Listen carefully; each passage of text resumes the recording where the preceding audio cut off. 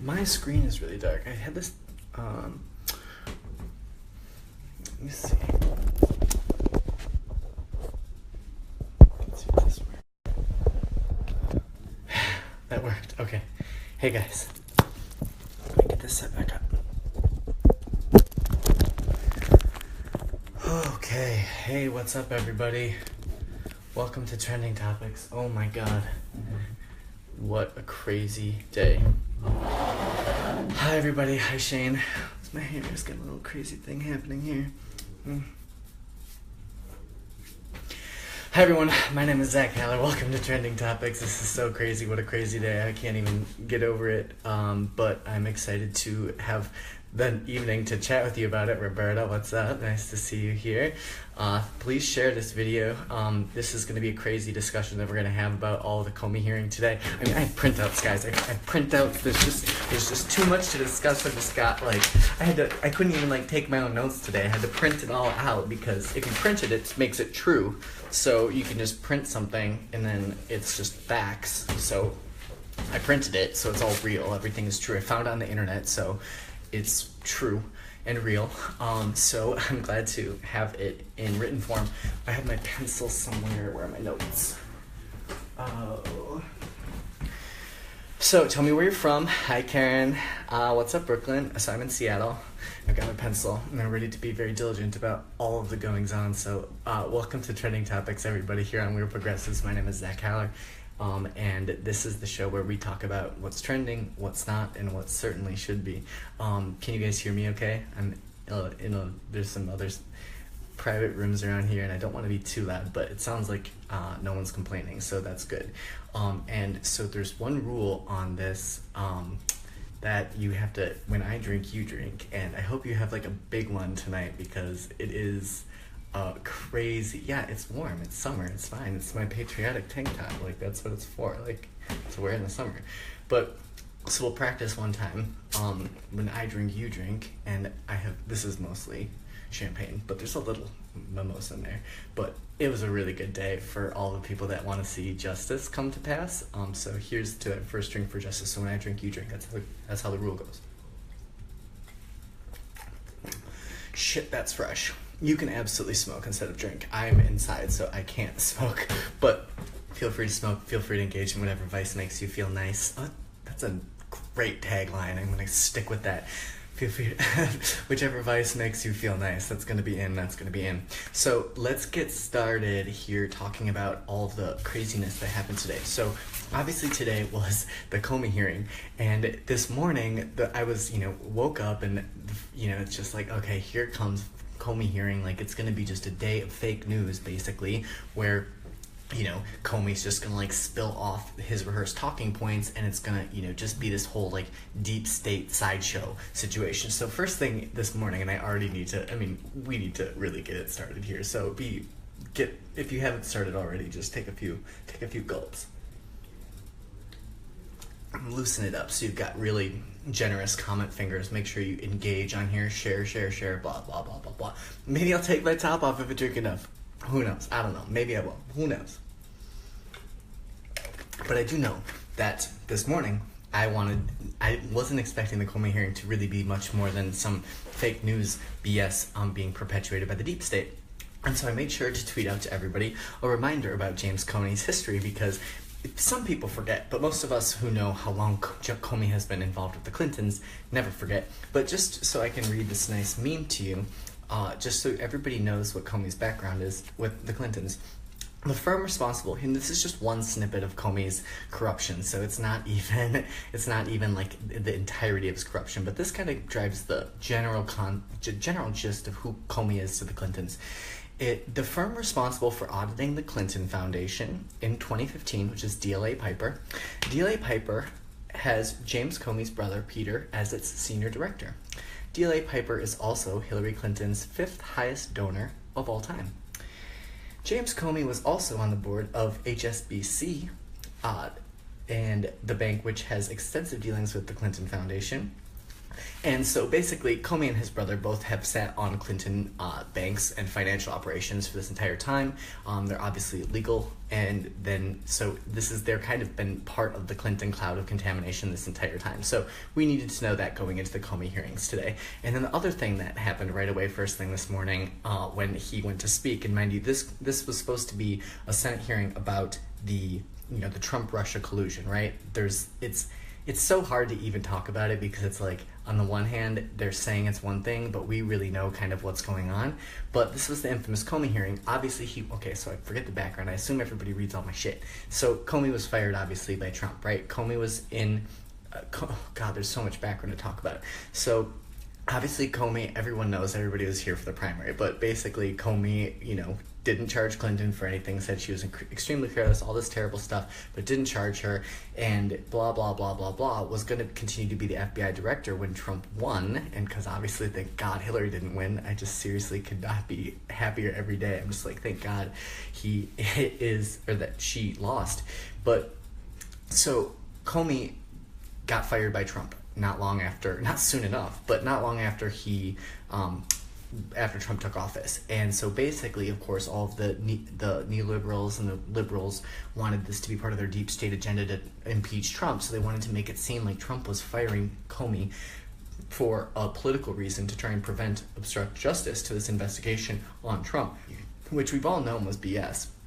And the main thing about that is a lot of people who were up in arms about James Comey. First of all, everybody was mad about James Comey because he had this kind of psych letter that came out right before Hillary Clinton, right before the election. So remember, Hillary said this whole thing, if it were October 27th, I would be your president. So that was her referencing, like, if the election would have been held before Comey re-released this letter and then kind of withdrew it right before the election, if you remember that, that was basically kind of what Hillary, she blamed him as one of many things that she blamed, but that was kind of, that was emphasis, that was kind of his guilt or his blame for this kind of shady behavior that he was doing before the election. Obviously, Trump won the election, so he was probably going to be out of a job. And then that's kind of when the Russia story started getting fabricated and pushed, and then Trump fired him as FBI director. And of course, the liberals were up in arms about this, being like, oh my God, Trump is so corrupt, he's a dictator, he's firing his FBI director. It's like, okay, well, these idiots obviously don't know that it's very common for presidents to change out the administration on their way in. The FBI director included in that. Bill Clinton fired his FBI director early just after he was elected. So we already had some hypocrisy going on that. But basically, Trump fired Comey, and so this kind of turned into this thing where it was going to be like, oh, we better have Comey testify about Trump. And so, everyone, all of these thinking people, it's like, I don't even feel like I have to be like, we, the truth seekers. So it's like anyone with a brain following this whole thing understands that the Russia story is just a story. It's just this xenophobic construct, this narrative that the Clinton crew, all of their corrupt organizations, have been pushing kind of low-key, kind of just using it as a talking point this entire time. Clinton obviously has a lot of nefarious ties with Russia that she doesn't want to keep centered, but they wanted to use Russia as this boogeyman through the elections to kind of, there were WikiLeaks emails that showed that Trump was being smeared as too friendly with Putin, right? It's this bromance concept. So this was a narrative that was pushed by the Clinton campaign to try and make Trump look bad, right? So the entire time, whenever that started, this kind of all started after Seth Rich died, kind of all started after the primary was exposed for being rigged. So this was kind of the Clinton, the whole Democratic's marketing strategy, branding strategy to keep focused attention of Democrats on one thing that obviously wasn't healthcare, obviously wasn't minimum wage, obviously wasn't anything for the people because Democrats don't support the people, but they wanted to keep the Democrats focused on one thing. So they manufactured this Russian narrative because besides the fact that Hillary Clinton and her whole neoliberal warmongering establishment wants war with Russia in the Eastern European region, so that was kind of why it was helpful for them to kind of create this anti-Russia kind of neo-McCarthyism, like Russia phobia situation. But at the same time, this was their cover for Hillary Clinton losing the election because, of course, someone as experienced and qualified as her couldn't just blow the election to Donald Trump. There had to be some extenuating circumstances. Even though foreign policy is her strong point, it's just all too farcical, right? None of us fell for it.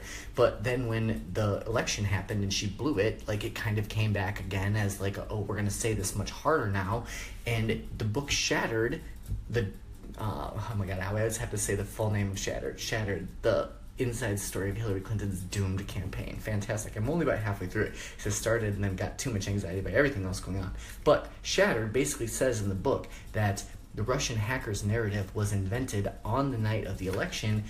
Legitimately, they say, oh, with shake, stack, wrappers and cans and cups and shit flown around the room, they decided that the argument they engineered would be that Russian hackers were the reason Hillary Clinton lost. They literally, in this book, they say that the Russian hackers' argument was engineered. It's like it was a completely exposing situation. And obviously everyone with a brain understands that that was just their story, but obviously there's really serious ramifications to this because besides the fact that it's just xenophobic in general to all of a sudden be beating up on Russia for no reason, it's just part of their lies, part of their defamation process.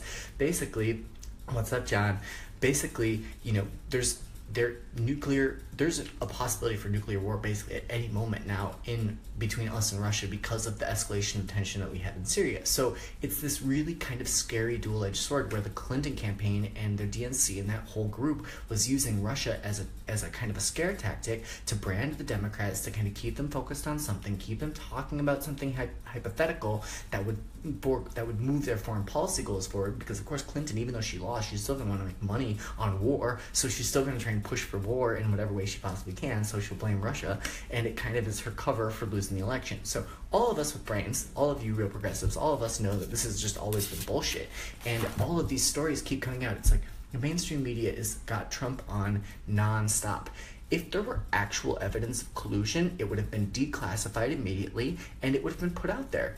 There's obviously no evidence. It's just one of those things where it's like people say, oh, it's debunked. It's like, show me where it's debunked. If there's so much evidence, like Bernie tweeting about this nonsense, love you, Bernie, but this was like where he just started to go off the rails, where it was just like, there's overwhelming evidence. It's like, if there is, please just share it with us because we'd love to see it and draw our own conclusions. If you're telling us there's evidence for something and withholding that evidence, that's a red flag. Seth Rich, it's all of these lying stories. It's just ridiculous. You can't expect us to believe something without evidence. And the whole Russia story this entire time has been believe it without evidence. They're only... Obviously, the DNC hacks, right? They were using this as their cover. The DNC didn't ever release their server to the FBI so they could investigate it. James Comey was running the FBI. Turns out the FBI had a contract with CrowdStrike, which is the organization that gave the DNC the information about the hack, which is the only information they have about any hack. It's just these third-party analyses because, again, the FBI didn't have the opportunity to review DNC's server. Obviously, the DNC didn't want to give that server to the FBI because, if any low-level people who weren't involved in Comey's nonsense actually looked into it, they'd find out that everything was bullshit and that, in fact, it was probably an inside job, if not, multiple smaller hacks underneath it. So basically, we've all known this entire time that that the Russia-Trump situation is an absolute bullshit. And I am working on an article about this now, and I'm glad that I didn't try and publish it like today or anything because everything's changed after today. But basically, Russia's been bullshit this entire time, and a really interesting person who's not been involved in this entire conversation is Barack Obama, because it's, and I'm going to tie this into my piece, but it's just like every one of these people that's like, oh, Russia hacked the election, they're these like diehard neoliberals, and they're so stupid that they don't realize that in trying to defend the Democratic establishment that is Barack and Hillary and defend their outlook that Hillary should have been president, it's like, oh, Russian hackers were the reason that they lost. It's like, you can't have it both ways. You can't say that Obama was a good president and a Democrat deserves to be president again if a foreign government legitimately hacked our election. Was that Barack's fault? Did Barack not care that Russia hacked us? Did Barack not know? that either one of those things has to be true if somebody's going to try and maintain the narrative that Russia hacked the election. It's obviously bullshit, so no one's talking about Obama because they would have to be like, oh, Obama's a bad leader, oh, Obama doesn't know how to protect our country. Obviously no one's saying that because no one actually even believes what they're saying about the Russian hackers narrative. So it's like there are these Democrats that are just so blinded by party and so they're just obviously in it for their own financial motive. So it's like they're saying whatever they can to try and achieve their goal of getting people like them elected. And it's just this hilarious thing that, even, and this is a teaser to my article that's going to be coming out on Counterpropa, but like the Intercept article that came out about the Russian hacking with this leak with Reality Winner and everything, and that's a whole, I wish I had another show for that because I need so much time just on this stuff, that's a whole shit show. But the Intercept wrote this whole article about how the NSA document that leaked from Reality Winner shows some evidence. I mean, it was a very loosey-goosey, generic. Exactly. All this stuff contradicts. Obama said there was no hacking in the election while he was president. Exactly. There wasn't. Like, all of this stuff that they're saying now completely contradicts what Obama was saying during the entire time. And it's so funny that they're so... I mean, Clintons obviously don't give a shit about Obama. They probably still hate him. And so it's like they don't care that they're throwing Obama under the bus in every one of these things that they say. They're literally out on this PR campaign saying whatever they want to say without any concept of what that implicates of, on Obama, someone that they, she was right piggybacking off Obama this entire time. It just kind of goes with the whole like stupidity and duplicity of Hillary Clinton, where at the one point she was like, oh, I'm Obama I'm Obama term 3, vote for me again, but at the same time things are really bad and need to be improved. It's like, you can't have it both ways, but the Democrats try to say everything both ways because they are just constantly trying to people please and lie to get people to vote for them. So it's like they're used to saying both ways, and so we're used to hearing it. We're used to being like, that's bullshit still. So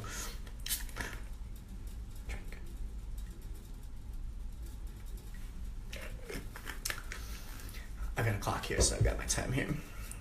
How's my lighting? Is it okay? Do you like that? Just kidding.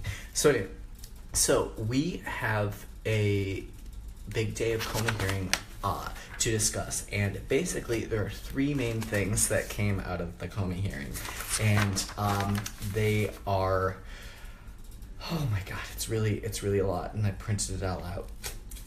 But basically, the first most important thing that happened with the Comey hearing is that basically James Comey said that he leaked his own document in order to basically start a special counsel appointment.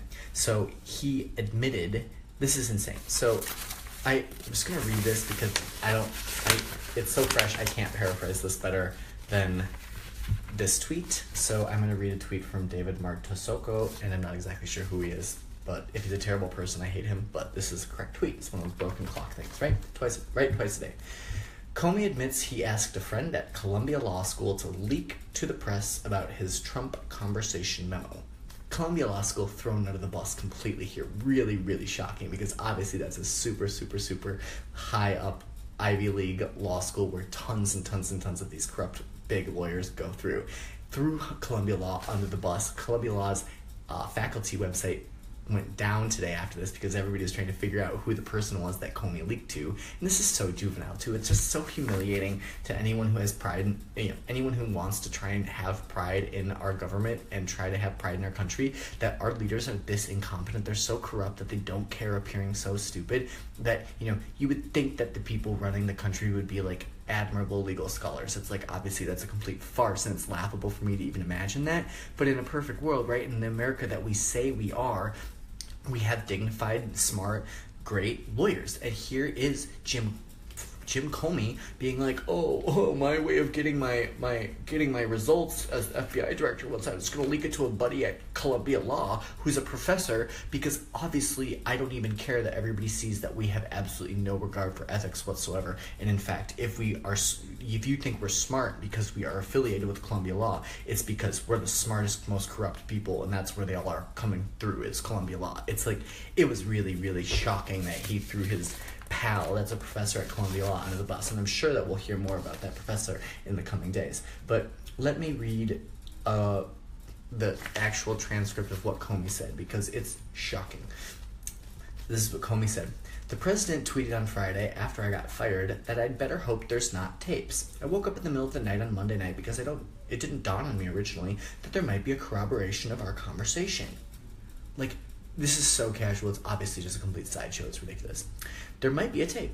And so my judgment was, I needed to get that out in the public square. And so I asked a friend of mine to share the content of that memo with a reporter. Didn't do it myself for a variety of reasons, but I asked him to do it because I thought it might prompt the appointment of a special counsel, a good friend of mine who's a professor at Columbia Law School. So he basically leaked this memo to try and get the result of what he wanted, and it's hard to even say that he did this with any intention, because obviously this is the whole setup that the deep state wants you to believe in terms of what happened. But basically, he just completely, admitted that he's a whistleblower to some extent, even though, the Democratic establishment and the just broader corporate establishment in general is very antagonizing and horrible to whistleblowers and leaks. But here James Comey is trying to be cool and be like, oh, I'm a leak, guys. I want it to be a leak. That's what the cool kids are doing, right? I didn't want to tell you guys myself. I'm going to do a leak. It's like, fucking hell. Like, come on. It's fucking idiots. I swear to God. So, obviously there's no ethics here. Obviously there's no ethics of the Columbia law professor that was involved. Obviously this is a complete bombshell. And the fallout of this, there are so many bombshells that are like taking place right now that the fallout is just going to start happening. People are going to start retiring. People are going to start quitting. People are going to start, the rats are going to be flying off the sinking ship rapid fire. After, the DNC lawsuit hearings were kind of the first domino that kind of just started knocking everything over. And there are so many scandals blowing open right now that basically. And the other thing is, and I'll get to this later, but Republicans control basically every level of government at this point. So all these previous Democrats who had been spending their entire 2016 being completely corrupt are now under a much different environment, because there's no Democratic president, there's no Democratic FBI director, there's no Democratic attorney general.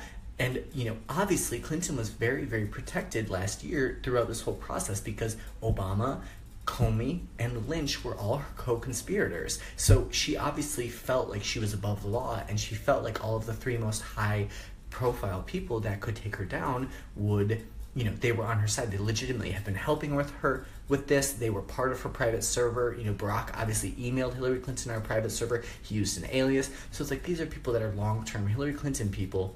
So she felt no concern whatsoever being as corrupt as she was back in 2016, because she didn't feel like she had any concern under this administration that she would get busted, and she was so naive that she thought she was going to win. So she didn't consider this possibility. But here we are now in the United States, where Republicans swept on every level of government because of how across the board Democrats were in the election last year. So Republicans control basically, a great majority of seats. Obviously Congress, Senate, President, and then all over the country. Republicans did really well, and that should scare the shit out of every Democrat that's corrupt, because guess what? If I never have really considered myself a party type person.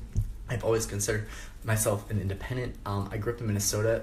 Paul Wellstone was kind of my role model when I was young, and Bernie actually, but so I consider myself a Democrat, but I always just kind of thought the names were kind of weird, because I was like, why do you have to pick a name? Like, can't you just decide what you have your preferences for in terms of opinions?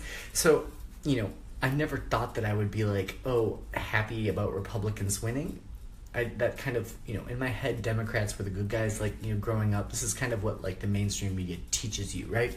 But turns out, of course, the Democrats are just the bigger cons, and they're going to lie to you, whereas the Republicans are just going to say it to your face. So it's like, at least, if you stab me in my chest, I know what you're doing. I can see it. It's easier for me to react to that. Democrats, the people that are going to say, oh, I support minimum wage, and then get in office and turn their back on you. It's like, those people are more devious and more evil than people who just point blank say, no, I don't think anyone deserves minimum wage. It's like, okay, I may disagree with those opinions, but at least those people are being honest with me, and we can leverage the power of democracy to make sure more people who have good views get to the polls than more people who have these negative, condescending, cynical views.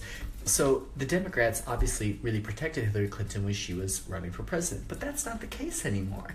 And obviously, Trump is president now, and he won because of an anti-establishment sentiment that was there. Jeff Sessions, who, for all of his shit, and he's got more shit than most people, and he's absolutely terrible. However, he has a few, the few good things, very, very few, maybe even one. The few good things about Jeff Sessions is he has cracked down on some corruption before. So when I actually, and obviously he got picked for Attorney General because everyone, basically all the other lawyers said, fuck Trump, I'm going on the side of Hillary. So Trump didn't have too many choices. So I don't think, none of these people in Trump's administration are like his ideal choices, right? Trump was giving the middle finger to the establishment the entire time. Political establishment, media establishment, everyone. And Sessions was one of the few people that stayed an ally with him throughout that entire time. And so it's kind of interesting to me where it's like, obviously he has some of the most racist, disgusting decisions in the history of time and is one of the absolute, I work in immigration, one of the absolute most horrifying immigration people on earth.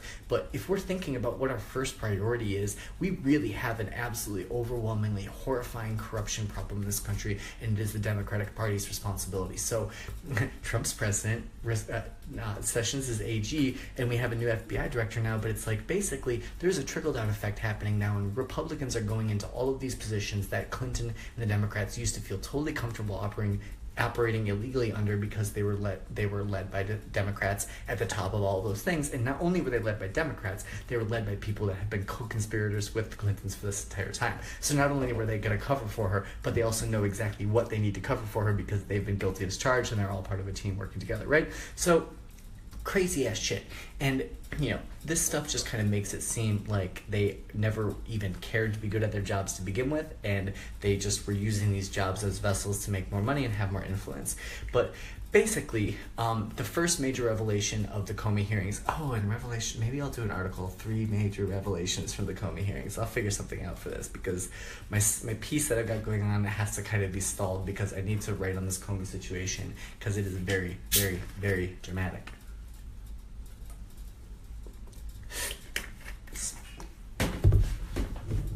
Sorry. I get so much, I even get liquid in my beard. It's really uncomfortable.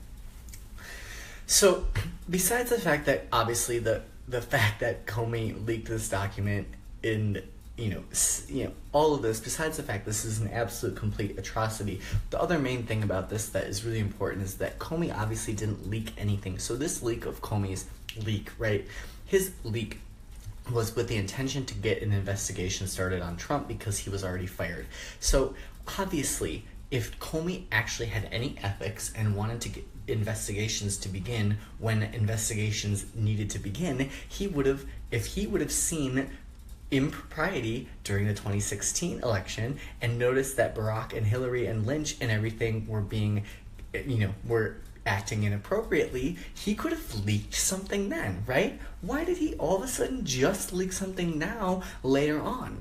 It's like he obviously is completely biased against Trump and pro-Clinton because he never leaked anything negative about Obama or Clinton. Obviously there was plenty. He never leaked anything about them the entire time. He only now leaked against Trump. And so it absolutely shows, it's so incriminating for him because it shows not only that he is bullshitting now and perjuring basically to just try and forego this narrative that he admitted the Democrats planted in him to begin with, but it also shows his bias that obviously the entire time he was totally fine with everything that the Democrats were doing, because if he were a legitimate ethical FBI director, he wouldn't have been a part of this from the beginning. Like, it would have all been shut down. Hillary Clinton would have never been able to be Secretary of State, and I don't even know if Barack Obama got elected legitimately necessarily. I assume that 2008 election was for the most part legitimate. But at the same time, that's kind of putting a lot of faith in our government that our elections are legitimate to begin with, and we know that's not the case. So, the first major revelation of this hearing is that Comey leaked a document to get this process underway, which obviously was a bullshit process. So it's like, not only did he do this, but he also did this with the intention of trying to get something started that he probably full well knew would just end up like this. So he completely humiliated himself and the entire Democratic Party. Everything came to a halt. And at this point, he's probably just like, I can't do anything. He's never gonna run for president. He has no interest. He's probably rich for the rest of his life. So at this point, he's just like, whatever. I'm just saying whatever makes sense. I'm saying what they tell me, kinda. Don't really give a fuck. I'm not in my job anymore. I can't do anything. Like, I see a kind of sense of like, I can't do anything about this anymore. I'm just going to go along with it in Comey.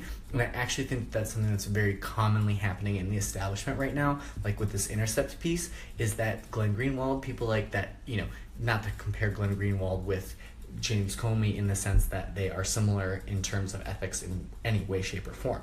But I'm comparing them in the way that I think that they both see that the establishment is on the way out, and they are both part of the establishment. And to some extent, they're just saying, fuck it, whatever, I don't give a shit, I can't do anything, nothing I can do can change this. Glenn being obviously on the better side. But Glenn kind of going down with The Intercept, where they're, The Intercept has just been weird the past few months, and it's been kind of this, they have been the most supportive of the whistleblowers this entire time. I've been reading The Intercept forever. So much of my brain, my life has been, developed by The Intercept staff and the writers there. And so it's like they have been like the institution, and especially in terms of protecting Assange and, fighting for Manning and fighting for Snowden and fighting for all of them. The Intercept has been our rock, but now they have become controlled opposition. And I'm going to touch on this in my piece, but basically, the entire deep state media establishment kind of tried to swallow up all of the remaining legitimate opposition, including The Intercept. And this Intercept piece that came out that said, this is the closest, remnant to a proof that we have that there was Russian collusion. The Intercept article you're just reading, and you're like, this is entirely bullshit. We're used to The Intercept writing the most smart, brilliant, on point, legitimately adversarial stuff. Then the article, it was 4 authors, so it was kind of like, okay, they can't really put blame on one person for writing this. And it's just like you saw that they were just kind of like giving up. Like clearly they've been bought out in some way, shape, or form. And I'm investigating this for my write-up, so I'll quote and cite it all later. But basically, yes, Paul Wellstone. Rest in peace, Paul Wellstone. And I seriously lived him in a weird way. But if you don't know who Paul Wellstone is, y'all, please look him up. And for those who all do, may he rest in peace, because I seriously think about him all the time, because I'm from Minnesota, and he was like my first concept of everything. And I'm so lucky that I had such a good role model at a young age to learn about the optimism of politics in a nasty, nasty, nasty political environment in the United States. And my dad's name is Paul, and they kind of look alike, so it's actually super emotional for me, because it was really, really hard in Minnesota when Paul Wellstone died. He could legitimately be president right now, honestly. It's really crazy, and I don't want to think about it. But may he rest in peace, and I love you, Paul Wellstone, forever and forever. I love you always, forever, never. Okay, this is going so well. Okay, so here we go.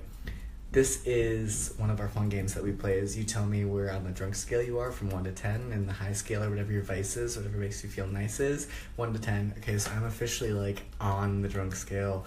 I'm gonna say 4 on the drunk scale right now. It's starting to feel nice. Can you see I'm getting a little my eyes?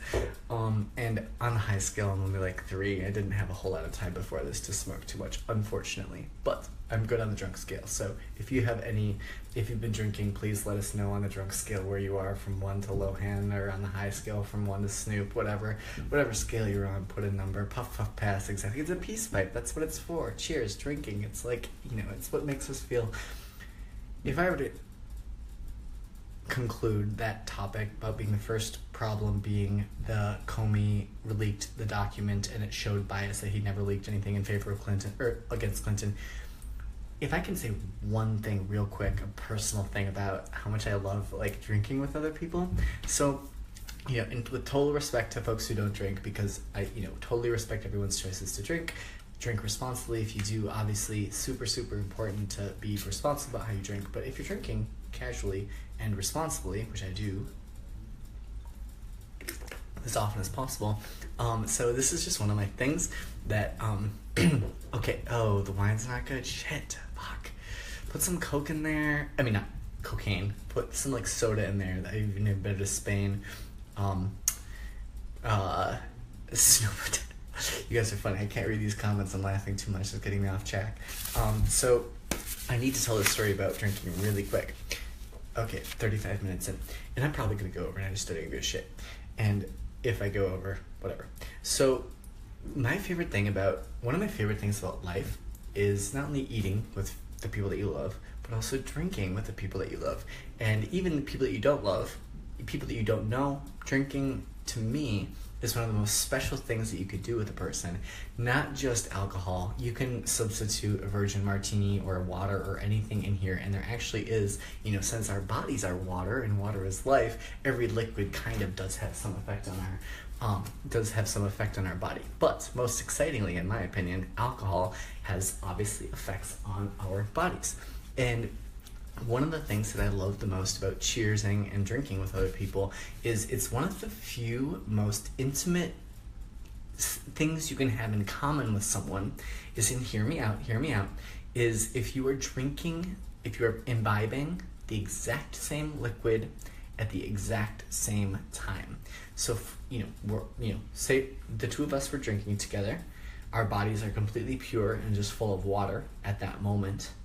In this moment, if I'm having, and this is my favorite thing to say, I'll have what he's having, right? My favorite thing to say is let's drink the same thing, because even if it's water, and water is life, mini machoni, even if we're drinking the same thing, if it's wine or whiskey Coke or whatever it is, if we're drinking the exact same thing at the exact same time, obviously pace is whatever, but if we're drinking and putting those things into our body at the exact same time, to me, that's one of the fewest, most exactly the same experiences you can have with another human being. Human beings are all so different in so many ways, and we're all in our own complete universes, right?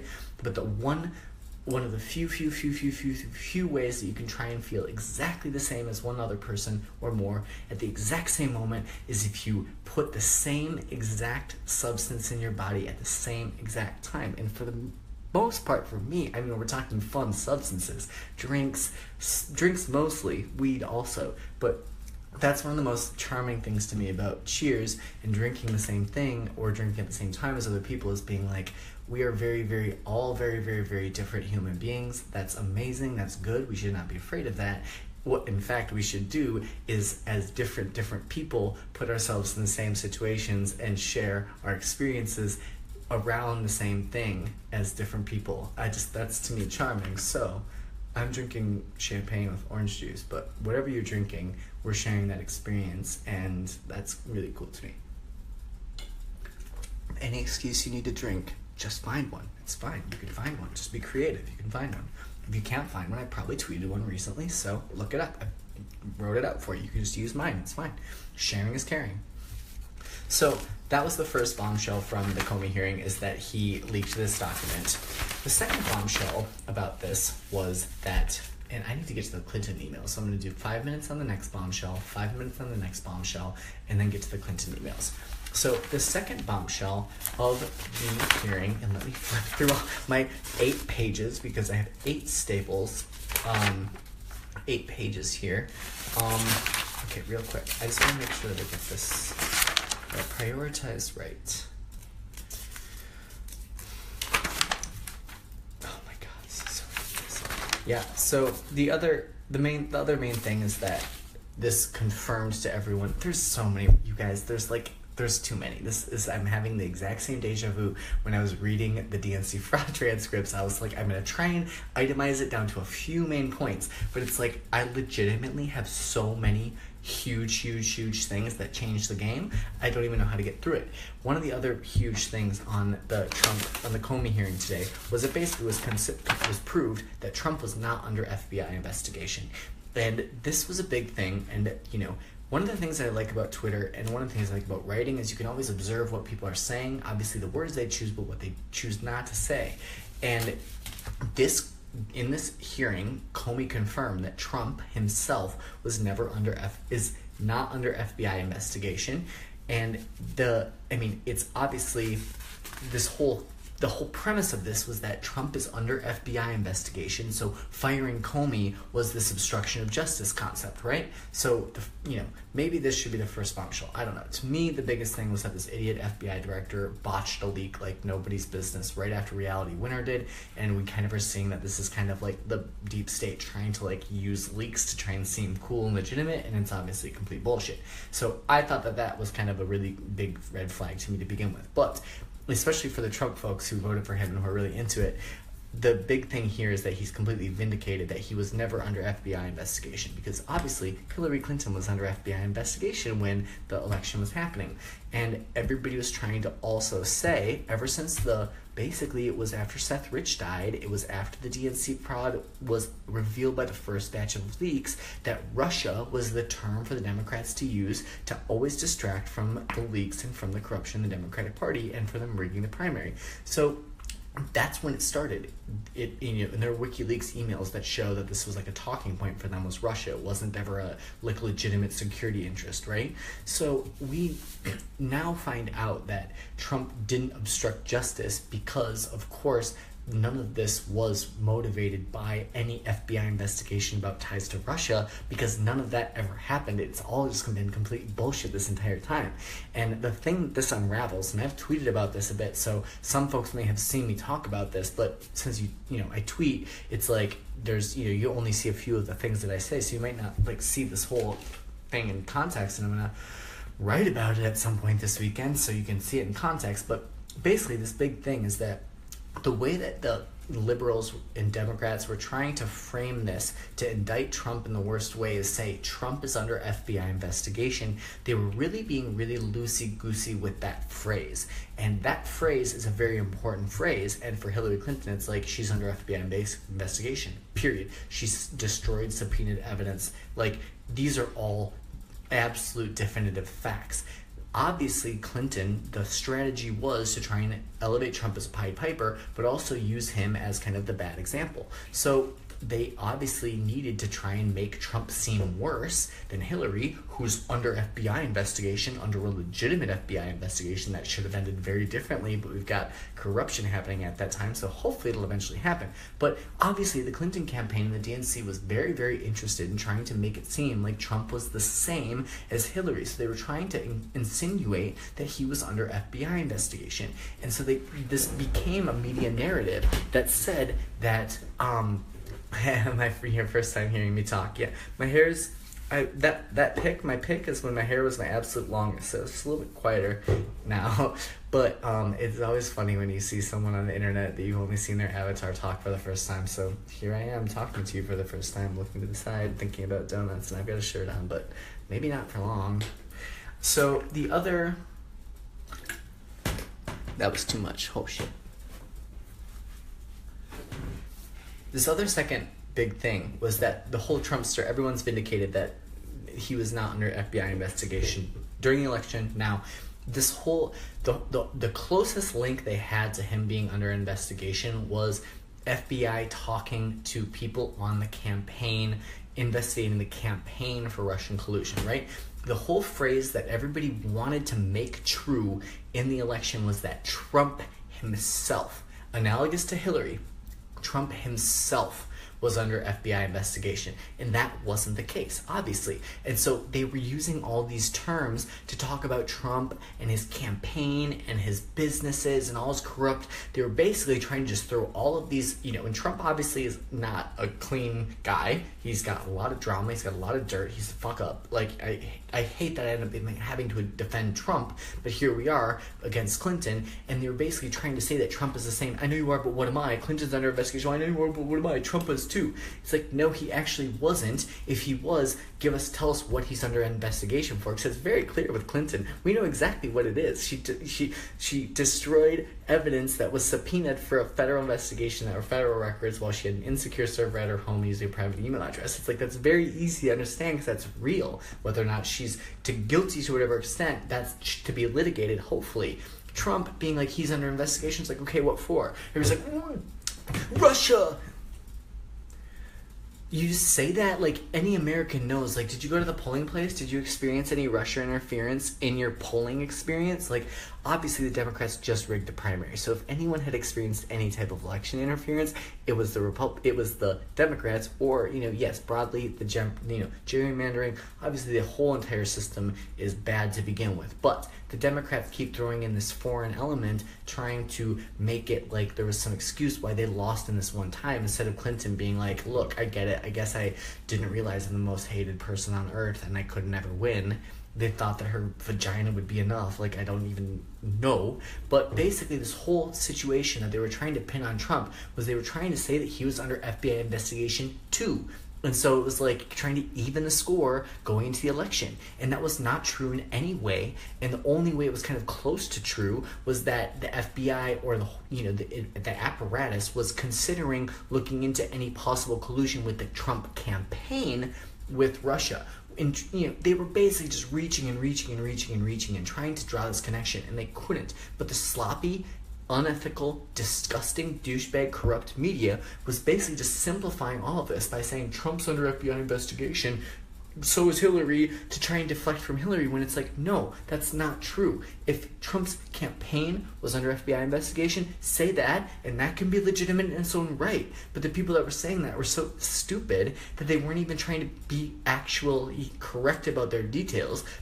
But they were just throwing this general smear at Trump, being like, well, he's under FBI investigation too. And it's like, no, we have brains. We can get it. Like, we can listen when people are under FBI investigation. Like, we've all watched enough Law & Order, Matlock, Murder, She Wrote to understand what it means. And if you tell us that a major public figure is under FBI investigation, there's got to be a goddamn big reason. And most people will understand if they know that and it makes sense, like with Hillary and what she did as Secretary of State versus what Trump didn't do. It's like the FBI, wouldn't investigate Trump's fraud in his businesses, casinos and things like that. He obviously picked casinos and all of these fraudulent industries to begin with so he could just live in a world of gambling and risk and not have an easier time writing off allegations of malpractice in business because it's based on the casino model or the entertainment model.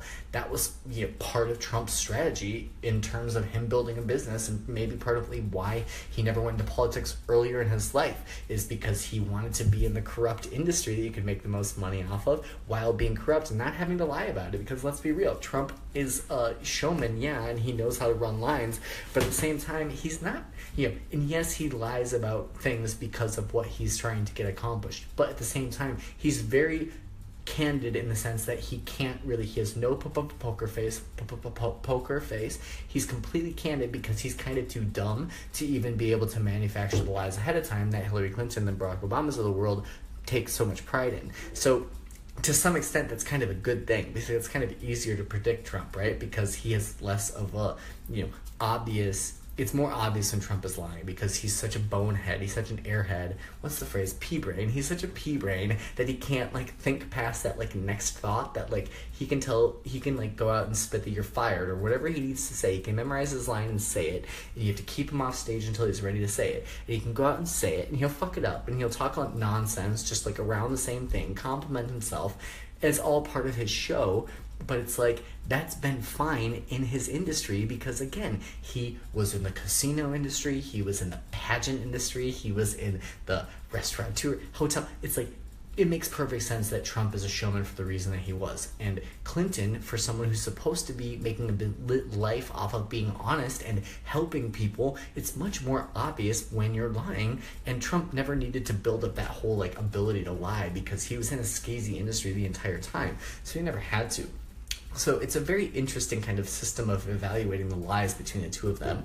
But basically, the second big revelation from this hearing was that there's no FBI investigation on Trump specifically, and Comey confirmed that specifically, and up until now that has just been a very general phrase that has been thrown around left and right to try and make it seem like Trump is just as bad as Hillary going into the election because she was under investigation and they were using the media to turn Trump into a Pied Piper. And so because Hillary was under FBI investigation, they had to strategize a way to say that Trump was under FBI investigation too, because that was their only way to try and compete with him in the general election strategy. So basically that shit blew up. Thanks for all the hearts. It's nice to see. But I mean, that's just legitimately what happened. And here we now get, it's so sad that we are wasting our fucking time talking about this shit in the government because of how many real problems there are. But it's at least the truth is coming out about the corruption at the top right now, because to me, at least getting through this and getting the most corrupt people out of politics will at least get us to be with more sincere people actually making the laws. So, again, sincere like Trump in the sense that they can't lie because they're idiots. that will help us beat those people. And as long as we get the Democratic Party out of there, that's stopping us from being able to get people's candidates into the arena somehow, it's going to be uphill for the people going forward, getting the corrupt Democrats out of the way. Because in my opinion, all the Democrats are doing now is completely sandbagging, and the point of that party is now just to sandbag and to stop the good people and the good activists in their tracks and stall them out, so the Republicans can just move forward with their terrible policies and get the stuff done the Democrats wanted to get done eventually, but the Republicans get done faster. So the Democrats now, their operation is sandbag, so let the Republicans do it all because they all get rich off of it, and now we're busting all these people because what they're doing is not only bullshit and not in the interest of the people that they're supposedly representing, but also it's defamatory, it's lying, it's perjuring, it's obstructing justice, it's all these things. It's terrible. So the second one that I'm going to conclude on, and I did a little bit more than 5 minutes on that, was that Trump is not under FBI investigation, and that is a bombshell. And the third last big thing, this is actually going to be a perfect segue into my next topic, is the other third biggest thing was that, and you might be waiting for this, so if you've been waiting for me to talk about this one the entire time, I'm with you. I've been stalling it out for a reason. This is my segue, so drink.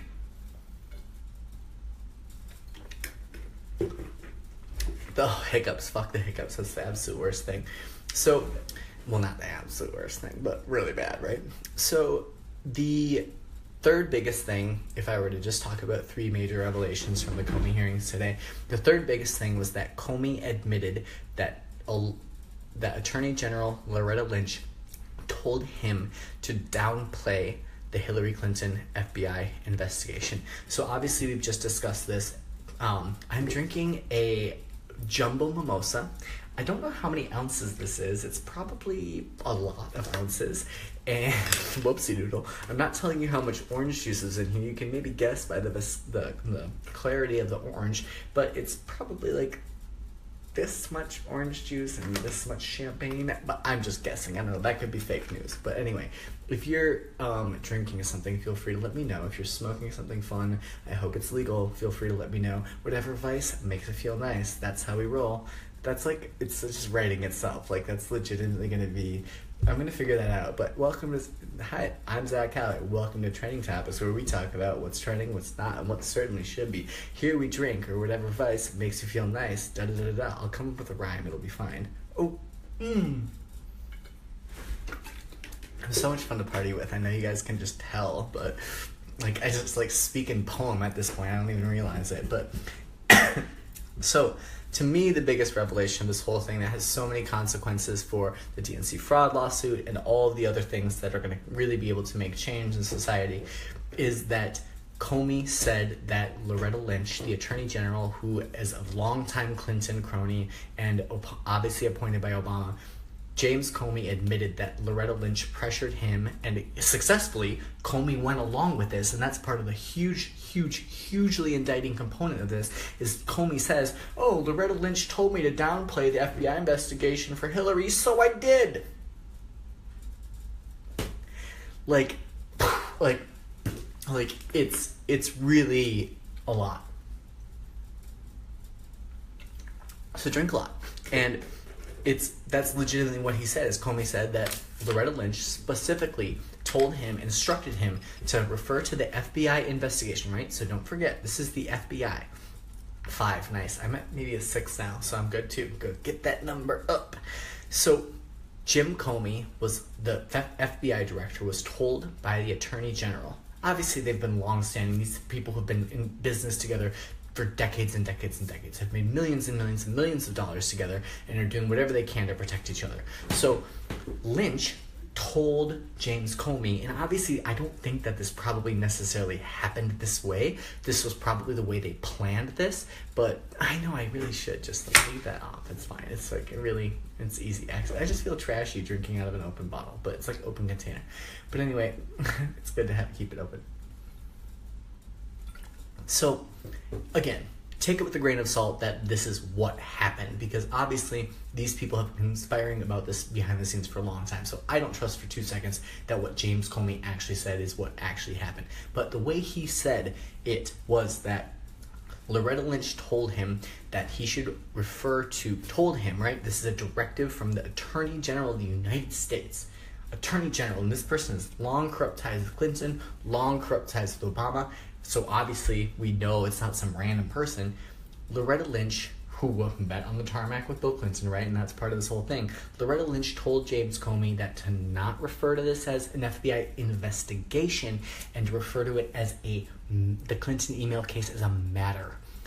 A matter instead of an investigation. This is absolutely massive. It completely blows the top off the entire situation going into the election, because obviously the FBI was investigating Hillary Clinton. Not only were they trying to downplay the investigation of Hillary Clinton as being investigated by the FBI for something very legitimate, they were also trying to frame Trump, which is something that the government does a lot, is they try to frame people for what they're doing to distract, right? They're trying to frame Trump as being an under FBI investigation while downplaying the fact that they're under FBI investigation, and not even just with the media, not even just with their campaign messaging. They legitimately, the Clinton campaign had had Loretta Lynch address James Comey and say, look, don't call it an investigation. I know you're the FBI and it's an FBI investigation. We obviously all know that. However, don't call it an investigation, minimize it, call it a matter, and downplay it. That is a complete and absolute bastardization of what happened, that has been revealed, that has absolutely massive ramifications of the outcome of basically looking back at the election forever. So many people were thinking about Hillary's emails. Oh, butter emails. They were trying to downplay people who had legitimate problems with the content of the emails, not just the fact that she had a private email address on a personal server in her bathroom and she wrote shitty emails because she's a horrible person and we couldn't find one single one that said anything good about anyone, hilariously. Everybody tried to water down the Hillary's emails as just an emails thing.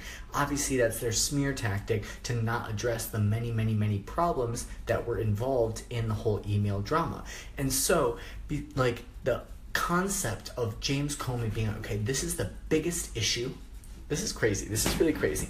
The biggest issue that Hillary Clinton was facing going into this election was her private server, her personal email address, and the communications that happened therein.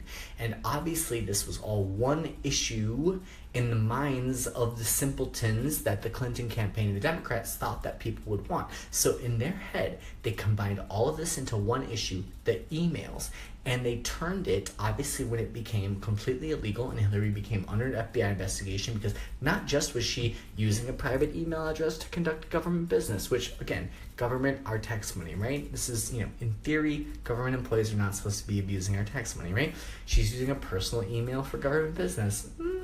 That's a concern. That's weird. You should be smart enough to know how to use a work email. Someone who's been at big law firms your entire life, you know how to use a work email, right? Why aren't you using a work email? She's also using a personal server in her home. The entire dealings around that were completely shady and concealed. As we've learned, they're trying to conceal what she was doing. And obviously is the biggest sign of wrongdoing if they're trying to conceal it. So her email address was a problem, the server was a problem, and the content of the emails, which she furiously tried to delete when they were subpoenaed, deleting federal records. Those are our records. We pay for those as taxpayers. We elected her as Barack's extension and Secretary of State.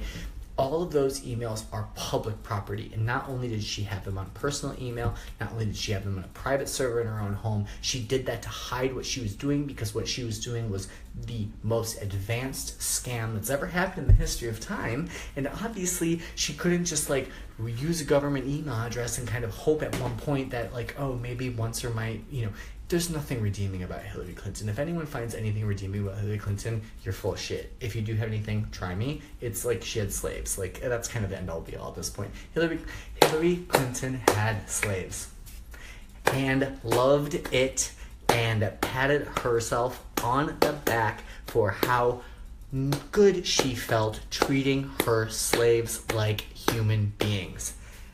Hillary Clinton is the fucking epitome of bullshit, disgusting, white privilege, naivete, end all be all. There's no way to defend her at any point anymore. But people will try to.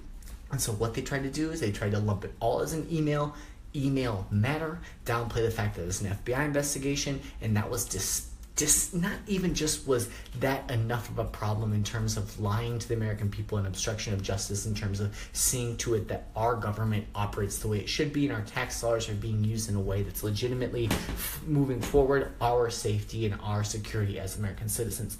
Hillary Clinton obviously did all this out of her own personal ambition, and obviously this is just one of many, many, many major issues. But basically, this was her campaign for president. This was legitimately her attempt to try and have more power. It's so mind-blowingly fucked up, and this is why I'm thankful every day that she lost. Every single day that she lost, is that all of these fucking nefarious ass people that spent all of this time, Hillary Clinton had 4 years to figure out how to get enough people to the fucking voting booth to vote for her. She didn't even fucking try for 2 seconds to try and get people to actually vote for her. She legitimately doesn't give a shit about Americans to the extent that she wouldn't even try to get them to the polls. She's gonna try and win the election by fucking colluding, by using all of her resources behind the backs of American people, whether or not they even ever wanted to vote for her to begin with in a primary or a general. It's so disgusting to me. It blows my mind, and it's so contrary to like the Obama style and the people who are like, oh, we're gonna organize, we're gonna set up these really great grassroots organizations that, you know, can go out and canvass and get a lot of people to the polls because our candidate is good enough that people will vote for them if they hear their person's name. Clinton obviously was just trying to rely on this concept that voter mobilization she would win it for, without realizing that it doesn't matter how many doors you knock on, if the name you're saying is the most hated, legitimately corrupt, asshole, terrible, white supremacist, racist piece of shit on earth, it doesn't matter how many doors you knock on, they're not going to get you votes. And in fact, probably, maybe this is what we just saw, if you knock on the door and tell someone to vote for Hillary Clinton, they're going to say, fuck you, who the fuck are you trying to tell me to vote for that piece of shit? If you're going to tell me anything, tell me to vote, period. Get me to vote. Just get me to the polls. Tell me how to vote. I'll decide who I vote for. If you're telling me who to vote for, that's a red flag that you know that I wouldn't vote for that person unless I was told to. This is Hillary Clinton. I'm so qualified. I know so much. I've been in public service my whole life. No one trusts you. You couldn't ever win. You can't win the standard way because everyone knows you, and your entire life has been built on decades and decades and decades of scamming people at the absolute highest level, and you owned fucking slaves. And legitimately, like, we're proud of yourself for how you handled it, even though the institution of slavery basically is dead in the proper sense, obviously with all due respect for that horrendous institution. But the Clintons were legitimately the architects of the private prison model. So you know Clinton, like, they were fucking jerking themselves off, figuring out how to transition slaves into private fucking prisons and trying to figure out how to get them to be free labor in their homes in a way that was, like, helping people. Like, it's so fucking disgusting. Like, I can't. I can only drink. And I'm over time, but I'm going to go on. I'm going to go on until they kick me out. I'm going to go on for at least 15, 20 minutes. I'm going to go on till the end of this, because fuck that shit. They legitimately, James Comey, the FBI director, the Attorney General, Barack Obama, and Hillary Clinton all conspired together going into the election. Not only did they rig the election and steal your vote and say, fuck you, any Democrats that thought you could vote for Bernie, not only did they fuck us over the entire time, they legitimately planned it all together and went so far as to tell the director of the FBI that, look, director of the FBI, we know that it's your FBI and that properly you call investigations, but we want to dumb it down and we want to minimize it so much, we don't want the American people to know that it's an actual investigation, so we're going to call it whatever we can. Like, the amount of resentment that they have for the American people is so mind-blowing. And there's hundreds of millions of people in this country, and that this small sliver of rich people that they think that they can just get off scot-free on all this. Well, yeah, maybe so far. But the thing is that the social media revolution has really changed the world. And Obama's basically been the first president, now Trump, that have been elected in the era of social media. And things are changing. There's so much more information out there. The Clintons of the world obviously try and rely on the fact that no one can research the things they say, so they feel comfortable lying. Well, now for anyone who's grown up with the internet our whole lives, we can fact check everything since we fucking could type, and so you can look up the truth since you were a fucking child. And basically everyone who understands the truth and adheres to it, which is a lot of people, or who was born with the internet and has always had the truth at our fingertips at all times, this is a revolution that's moving through.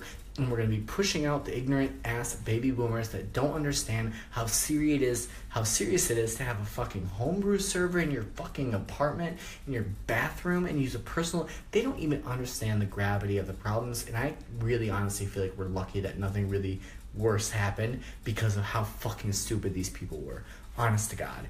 But those are your three major points about this Comey hearing today. That firstly, he leaked in the most unethical way and completely compromised all ethics, and that indicts him in a way that basically everything he says, it has been demonstrated that he has absolutely no judgment and didn't as FBI director, and not only didn't have good judgment, but also had prejudicially beneficial judgment to Hillary Clinton against Donald Trump. It's like, so Comey and his entire career is completely indicted by this. That's point number one. Point number two is that it completely debunked the concept that Trump was ever under FBI investigation, and that basically, by extension, refutes the whole Russia propaganda nonsense. And number three, that James Comey followed orders from Loretta Lynch. Who did those orders come from? Barack Obama. Comey followed orders from Loretta Lynch by Obama to protect Hillary Clinton in the face of all the Americans, the millions and millions and millions of Americans who deserved honesty, who deserved the truth, who deserved to be able to vote for who they fucking wanted to vote for, because our vote is our most sacred ass thing that exists in this country. And the Democrats shit all over it so many times, I can't. I can only drink.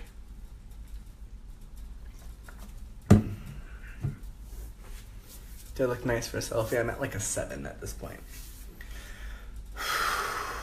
But I'm over time. So I didn't even get through my first packet. I'm on page 5 of my first packet.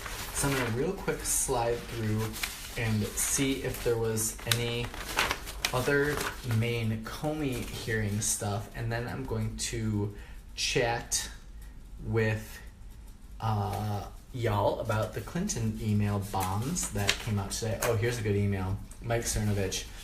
Chris Klazilla, the douchebag from CNN, tweeted, Loretta Lynch is having a surprisingly bad day.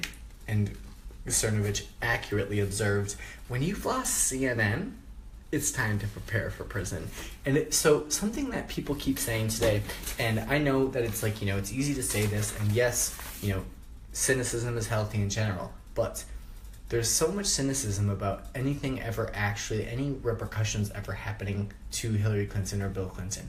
Yes, obviously, one of the unique elements of the Clintons that made them this weirdly powerful power couple is the fact that Bill Clinton is a former president, and former presidents are very, very, very protected by law from lots of things, such as ever getting arrested. Hopefully we can change that, who knows, but Hillary, as Bill's spouse, has a very legitimate kind of weird sense that she should be above the law, because anything that could indict Hillary could indict Bill, and there's probably some lever that they can access for former presidents that would alleviate her and give her impunity for anything that she did wrong. Yes, it's a huge, huge, huge hurdle for us to ever get to actually indict Hillary Clinton or Bill Clinton, right? Obviously, those are the end goal. To me, those are like legitimate, the king and queen on the chessboard. However, every single one of these things that we push, and every single one of these stories we share, and every single one of these conversations we bring up encourages more people to be demanding that their local authorities are investigating every single element of this that trickled down into every single state. Obviously, the Clinton campaign tried in every single state to win, and they probably did so in a corrupt manner on a state level, but we absolutely definitively know that they did on a federal level in a fraudulent way. And that trickle down, the indictments aren't going to come at the top first. The indictments are going to come at the bottom first. They're going to come from the bottom and work their way up, because some random person that was involved is going to be the first person to get thrown under the bus, and then some middle-level people are going to get thrown under the bus. You don't doubt that the Judicial Watch release of emails today is going to get so many middle to low-level people. If they don't just quit their job, they're going to get the fuck out, because they're going to know that Republicans are now in charge and they're going to get indicted or get arrested soon. Maybe none of the justice actually comes to pass with those people, but if it gets them out of their jobs, that, in my opinion, that's a good thing. And so we need to be actively hammering this, because yes, it may be unlikely that Clinton ever gets indicted. Who knows? Again, the social media generation is about to change the entire paradigm of the world. Literally, the internet was invented, 25, 30 years ago, right? The internet is brand new. The internet is changing the entire paradigm of the world. So as much as you think that the way it's always been is going to stay, there's actually a really bizarre paradigm shift in the history of human civilization, which is absolutely insane to think about. Yes, I get it. It's a big picture concept, but it's true. And the internet changed everything, and the internet is going to change our politics. And at some point, the wealth of information that's available to everyone on the internet is going to be able to catch up with all the people that have been corrupt their whole lives, and those statute of limitations they've been swearing by this entire time, and all of their corruption is eventually going to start falling. So whether or not we ever eventually get Hillary Clinton indicted, we don't necessarily know, right? Maybe it won't even, who knows? I don't even want to say anything. But we need to start somewhere. And we can't just be saying, oh, the Clintons are never going to get charged. Like, I'll forget it. Are you fucking kidding me? Do you see these emails? Do you see how many people are involved in their corruption and who abetted their corruption and who took orders from them? All of those fucking people are going to get thrown under the bus so fast. The Clintons are sleazy as shit. Oh my god, are you fucking kidding me? The kitchen sink is getting thrown in left and right, and at this point we're going to see so much retaliation for what they're doing that it's actually going to make even more of a case to indict the Clintons, because they're going to be retaliating against all the people right now that are trying to not get arrested because of how much is getting unraveled. So I would encourage everyone, and I would beg you, and you can use your tweets and your time for whatever you want. I would encourage you to use your tweets and your voice while we are completely oppressed by the 1%.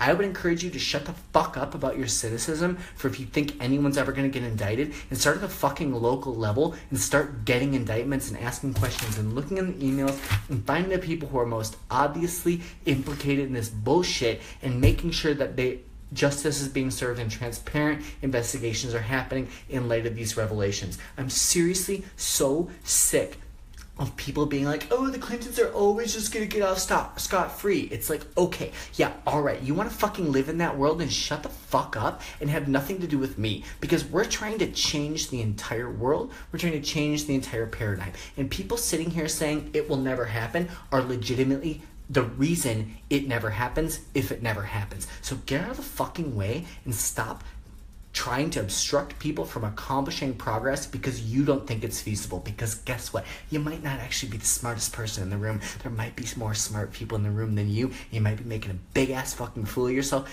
and showing the world that you're a fucking storm cloud and the least fun person to ever have at a party at any given point. So if you have any fucking cynicism about people getting arrested and indicted in this situation, my recommendation would be to shut the fuck up about it, because it's gonna make you look real bad. And if you tweet to me about it, it's legitimately going to be a not pleasant answer, because I have legitimately no tolerance for people being like, corruption, well, they're never going to get charged for it. So it's like, Zach, just like, why are you even tweeting about it? The Clintons are never going to get indicted. That's seriously how fucking basic your concept of this is. Like, legitimately, again, Republicans took over the entire government. Democrats are sitting ducks right now. This is a complete change in paradigm. Yes, I get it. The last 8 years a Democrat was in charge. Guess what? He was corrupt as fuck, even worse than George W. Bush. Guess what? The opposite party is in charge, and it does them a lot of favors to bust every fucking Democrat legitimately between now and 2018. So if you're gonna fucking get in the way of the people that are actually making sure that justice is served because you have a cynicism about that it's never happened before, sorry, you might get on my bad side, and I legitimately don't care, because I'm not going to ever apologize for people that think that corruption is so common that it's not going to ever get enforced. Because again, the internet has changed the entire paradigm. And yes, I know that a lot of the Hillary Clintons and Mitch McConnells and the old ass people that need to just fucking retire already don't ever want that to happen. The millennials are going to be in charge soon, and anyone who's still alive, we're going to just sabotage the fucking shit out of those statutes of limitations, because the fucking crimes that have been committed against this country and this world and the global civilization and the planet are fucking inexcusable. And eventually, the young and the truth-seeking generations that don't take bullshit will get past it. And if you're going to sit here and say, oh, the Clintons, oh, they're so corrupt, it'll never happen to them. Yeah, maybe it won't ever happen to Hillary or Bill Clinton. They don't have a whole lot of time left on Earth. Sorry to be insensitive. So maybe it won't. However, if you think that's a reason to stop actually policing corruption, you are literally the problem. You aren't even part of the problem. You are literally the problem. So if anyone just is going to have that cynicism, you know, you're not a real progressive. I'm preaching to the choir. I'm already over, but I don't even care. I'm going to talk for 10 more minutes about these Clinton emails, because I'm sorry. Seriously, the number of people that sit here and be like, Zach, you're overreacting. Nothing will ever bring down the Clintons. Not with that attitude. How much have you fucking accomplished in your life? Are you fucking kidding me? Are you going to give up before you even start trying? Legitimately, you think I'm going to respect that opinion? I'm not. I'm sorry. Like, I'm a very optimistic and loving and forgiving person in general. But if you're gonna fucking come out at the gate with me saying... It's basically the stand-up comedy principle of yes and, right? Nothing is more of a buzzkill than when you say to someone, hey, do you want to go get something to... You want to go get a coffee? No. Oh, that's okay. No. Guess a no. I guess you have to say it like a no. Hey, I'm gonna get some coffee. Yeah, and let's get donuts too, because oh my god, that'd be amazing. You took my step and made it one step further. Like, those are the people that are rule the world. Those are the leaders that I like to be associated with. So if you want to tweet at me, if you want to be involved with me, which I encourage you to, I love you all. These are the smartest, funniest, amazing, most amazing people. I've told everyone this before. I find myself to be super fucking blessed on the internet, because all the people that follow me are funny, smart as fuck, witty, not hypnotized, nothing. Like, all of my people, I love you so much. I'm hugging you awkwardly. Do I have anything in my beard? Like, I love all of you so much, and I honestly just, like, legitimately... after 2016 especially, have no time for people who have so much cynicism that they don't think anything will ever change. Because, okay, if you don't think anything will ever change, you can sit in the group of people that think nothing will ever change and enjoy your status quo. I'm going to be in the group of people that say, fuck the concept that nothing could ever change, and be honey badgering the shit out of the world to force the change as fast as possible. That's it. That's all. I'm sorry. I'm not sorry. I said I'm sorry because I apologize in the general concept that I'm sympathetic if what I'm saying to you is jarring. I'm not sorry for disagreeing with people who think that corruption always will be fine. Not sorry, never will be. And I'm gonna drink. You know what I honestly should do for these live streams? I should say the duration of this live stream is going to be the amount of drinking that I have. That's it. No, Kennedy, no, it wasn't you. It wasn't you, definitely. I didn't read your something. I was not subtweeting anyone at all. I mean, it's one thing to, like, you know, say something. It's another thing to, like, be really hard-hitting about it. But I've already said too much about that because I'm at, like, a 7 or an 8 now. And it's Thursday, so it's fine. But anyway, so that was my slightly unhinged expression of frustration with the cynics of the world that don't think the status quo can ever be changed. If you think the status quo can't be changed, you're a perfect Democrat. I'm not a Democrat, so that's fine. We can disagree. It's fine. So, but it's not going to happen tomorrow. I know it's not going to happen tomorrow. Right. No one is saying it's going to happen tomorrow, right? No one's saying Hillary Clinton's going to get indicted tomorrow. right? No one's saying that. You have a choice of words. You can use words that suggest things that will move forward, or use words that suggest you're negative under a storm cloud and things will never change. Like, I'm just not in that mindset. And again, if you want to sit here and think nothing will change tomorrow, so that makes it worthless to talk about things today, that's fine. Like, you do your thing. Like, that's fine. But like, don't follow me or like expect me to just be like, oh, you're right, I'm just gonna stop.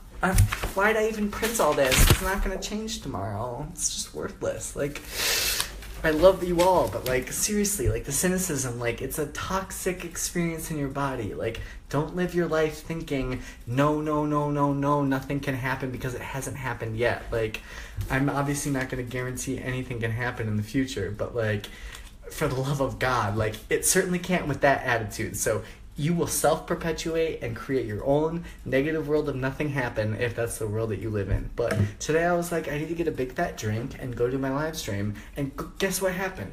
It happened. It'll be a little bit more tricky to get Hillary Clinton indicted. But if we get like 3 or 4 people on her staff indicted, that will be a good step. So why not fucking try, right? Don't say it no, or use your energy or your tweets or your comments right now to be a buzzkill to the people like us that are proud to see progress happening. Seriously, it just looks bad. And I don't know about you, but I don't like to look bad. You know, got bad angles, I say some stupid things, I drink too much sometimes. But in general, I want to be kind of like on the side of history that's like at all times saying things and doing things that are productive and moving forward, versus saying things or doing things that say, no, nothing is happening, I'm going to be the reason it stops. That's just not my way, but that's fine. We can disagree. So we've got a centimeter's worth of drink, and I need to get through this massive Clinton email dump that happened today, because this is absolutely a huge bombshell. And this is going to, this will start trickling out after the Comey hearing stuff settles. But basically, Judicial Watch, so change of topics, right? Change your topics, right? Judicial Watch released 2,000 pages of new Hillary Clinton emails today. They requested these, and this is really important. So, okay. Focus for a second, and I'll tweet and write about this so you have it in writing. But this is really a serious thing. Judicial Watch, which was basically is the leading organization for forcing FOIA requests, which, real quick about FOIA stands for Freedom of Information Act. And as part of our government process, and again, I know a lot of people know this, but as part of our government, a lot of the stuff that exists and that takes place within our government is technically public documentation, because our taxpayer money goes for it, goes to pay for it. So the Freedom of Information Act, the concept of this is that it is an act that was created to allow public citizens to access information from the government that is not necessarily published, but is in the public domain, because public funds are used to create it and to pay those people. So FOIAs can be filed to solicit government information that wouldn't necessarily readily be published, but is legitimately in the public domain, so we can ask for it. And FOIA requests are often the source of major breaking news stories, because they're things that happen that the government doesn't want to know happened, but people make suspicions and they ask for things through a FOIA request and say, hey, look, I actually, Hillary Clinton was getting paid by its taxpayers the entire time, so we actually have a legitimate reason to make a FOIA request for every single thing she ever did on the taxpayer dime. And she can't say no, because legitimately she's in a government position. So the concept of FOIA is basically to request public documents that aren't otherwise made available to private citizens. And Judicial Watch is basically yes, it's our money, our general, it's all kind of, I'm using a general term, right? It's part of the federal government process that ensures that transparency is happening, right? Thank you for correcting that. But anyway, the Freedom of Information Act allows public citizens to request publicly available information from the government that's otherwise not available to us. And Judicial Watch has been leading this in terms of forcing the FOIA requests of documents that have not been released that were very important going into the election in 2016, because a certain person who had been Secretary of State was running for president. So it's like, okay, well, if you want us to think that you were a good Secretary of State, why don't you just show us? Like, that's fine. You could show us and we can make a conclusion for ourselves. So obviously Hillary Clinton deleted thousands and thousands, tens and tens and tens and thousands of emails. Why would you delete emails, right? There's no reason to delete them unless you don't want people to read them, right? It's totally obvious. But Judicial Watch, here's the date. Here's the timeline with dates that you need to keep in mind on this. So the Judicial Watch filed a FOIA with the Department of State on March 18th, 2015. 2015, not even primary season yet. A year before primary season, March 18th, 2015, Judicial Watch filed a Freedom of Information Act request seeking all emails of official State Department business received or sent by former Deputy Chief of Staff Huma Abedin from January 1st, 2009 through February 1st, 2013, which is the duration of Hillary Clinton's term as Secretary of State. And so they requested all of those emails that Huma Abedin had sent while Clinton was Secretary of State using, this is very specific, using a non-state.gov email address. So basically, this FOIA request was filed with the understanding that the Clintons and their State Department were operating without the authorization to use a private email, and they anyway, this FOIA request asked for all those emails on March 18th, 2015. Subsequently, May 5th, 2015, so a little bit later, 2 months later, the State Department hadn't turned over these emails. Guess what? Weird why. If someone's at any point ever requested a FOIA, I've requested FOIAs before, a lot of times it takes years to get these responses because the government, besides the backlog that they have, they legitimately don't want you to know. So they stall this out as long as possible because they don't want you to have it before Hillary Clinton runs for office, because if you have it before, then you can use it against her, and if they can stall it out until after she runs and after the election, then that benefits her, right? And she was in charge of the State Department, right? I mean, it all comes together. And so this Judicial Watch release they basically sued the government for not giving them the FOIA documents they requested after 2 months, and this was all back 2 years ago, and they sued them for this on May 5th, 2015, and now today, June 7th, 8th, 9th, something in there, I don't know, I've been drunk for the past 3 days, I don't remember exactly what day it is, but, today's June 8th, I've learned.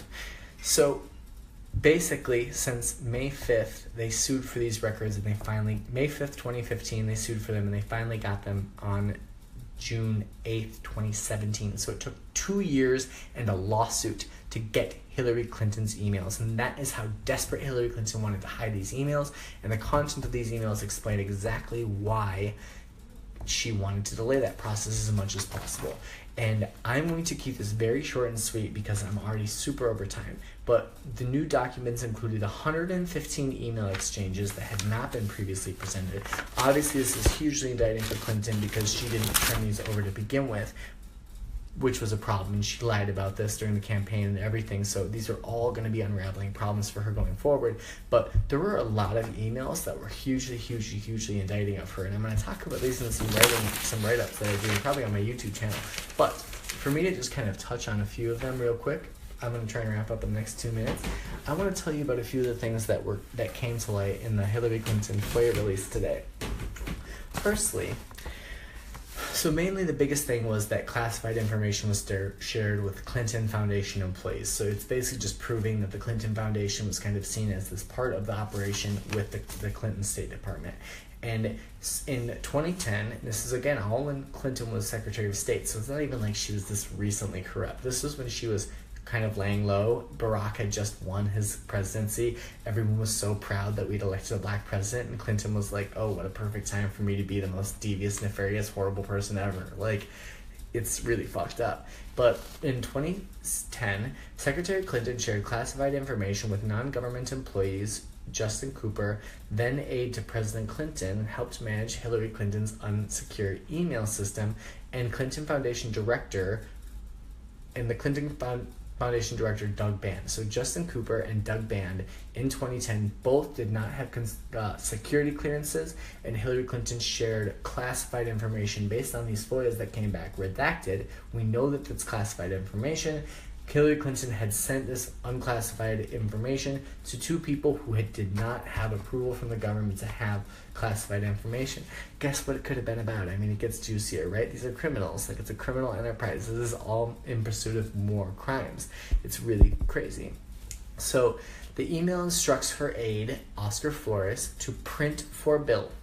The email exchange, which involved allegations of theft of a foreign aid by Bangladesh banker and major Clinton Foundation donor Mohammed Yunus, started with an email from an unidentified person to the State Department official Milan Vivier, who forwarded her exchange to Hillary, who then sent it to Flores, Cooper, and Band. So the first email that they uncovered into this, and I just wrote an article about this on Counterpropa, and you should definitely check it out, because Chuck Grassley, the Iowa senator, has blown this open. A huge Clinton scandal. Among all of the Clinton scandals you've already had to memorize, the other big one that you need to know about that might finally bring her down is that she, in around this time in 2010, one of her longtime Clinton Foundation donors and a Peace Prize winner that Bill Clinton had lobbied for him to win the Peace Prize, Dr. Mohammed Yunus, because they want them to have a prize, they don't think they're corrupt. He was a massive embezzler and shady-ass banking corrupt motherfucker, just like the Clintons are, in Bangladesh. And Clinton tried to get the Bangladeshi government, she literally called the Prime Minister of Bangladesh and threatened her on the phone to try and get them to stop a corruption investigation that would indict Hillary Clinton, and obviously not only would make her look bad, but would show that she's guilty for obscene corruption in favor of someone who's a this guy's been very widely known as massively corrupt. Yunus was accused of embezzling $100 million from the Grameen Bank he founded and was removed from it, although the charges were never proven, and Yunus reportedly returned the money. Subsequently, Clinton's State Department was accused of threatening IRS action against the Bangladeshi Prime Minister's son in an attempt to stop a Bangladeshi government from investigating Yunus. So read my article about this because it gives the whole background to it, and there's a whole story that's recently, because Chuck Grassley, the Iowa senator who is on the Senate, who's the chairman of the Senate, he's a senator and he's the chairman of the Senate Judiciary Committee, has issued a letter to Rex Tillerson demanding responses about this corruption scandal. And not only is this corruption scandal real, but also Hillary Clinton sent non-governmental employees who did not have security clearances private information about it on personal email. So this amplifies this scandal massively. And I wish I would have known this, I could include it in my article, but you know what shit happens. So that's one of the major revelations from the Clinton emails that came out today.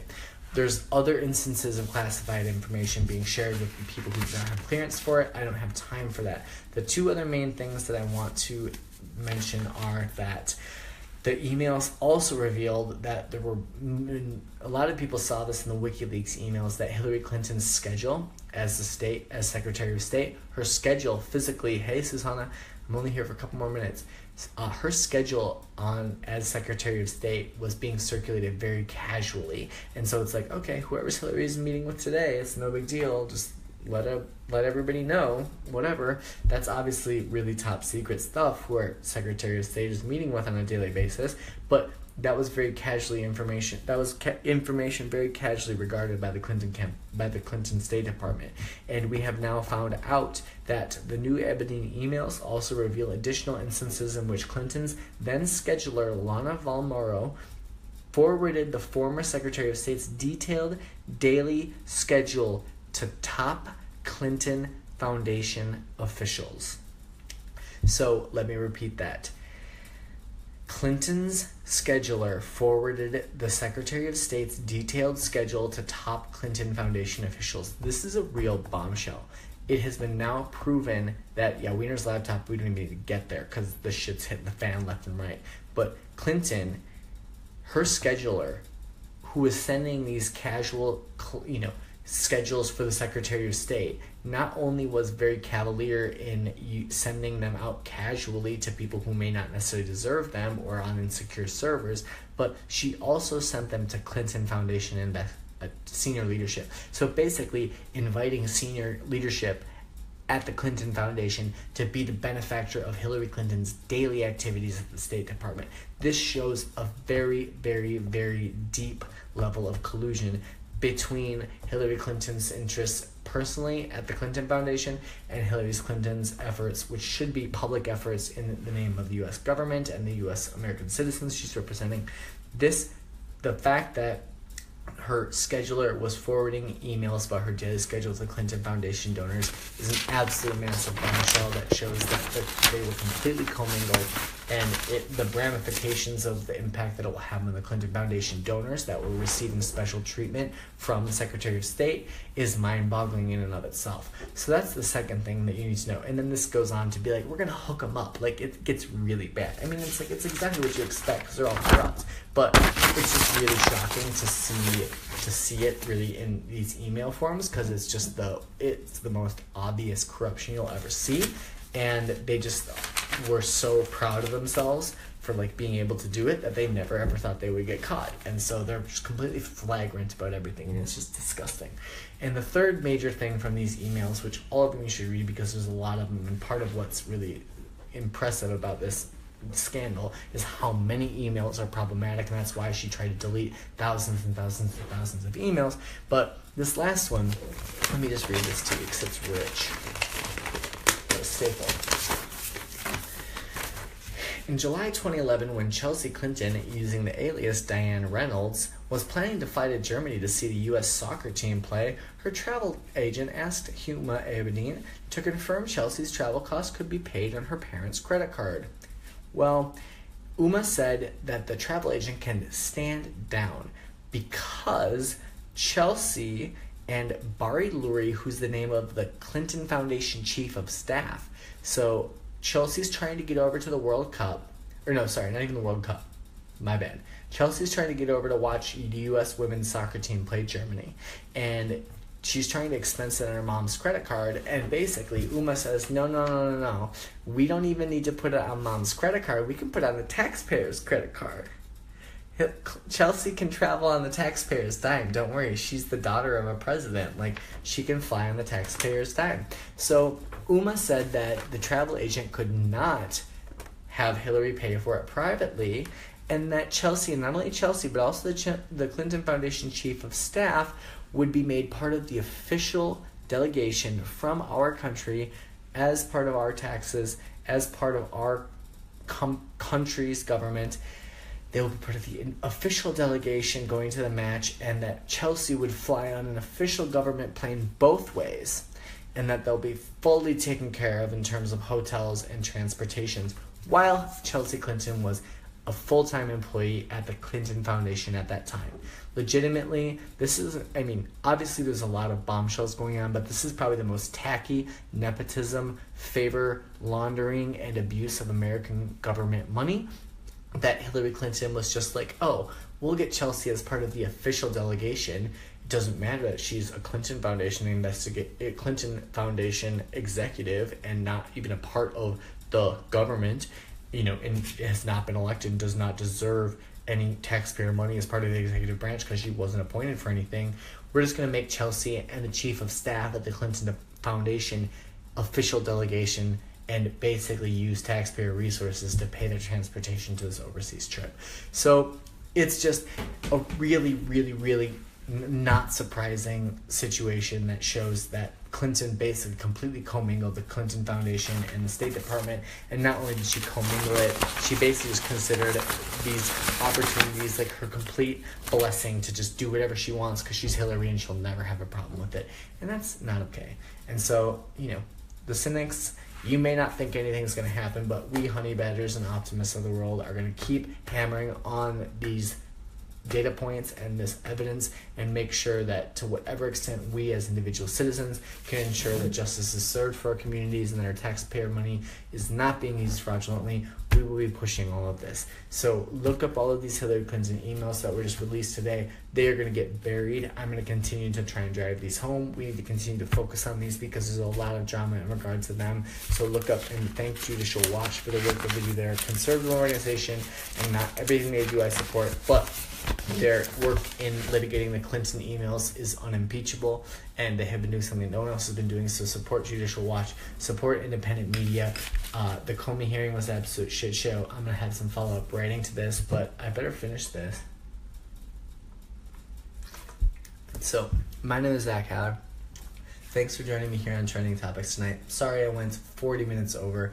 I expected to go 2 hours over, but I love you too, Lance. Thank you so much for sharing this evening with me, and share this. I'm gonna keep writing. I've got a YouTube channel. It's called The Zach Haller Affair.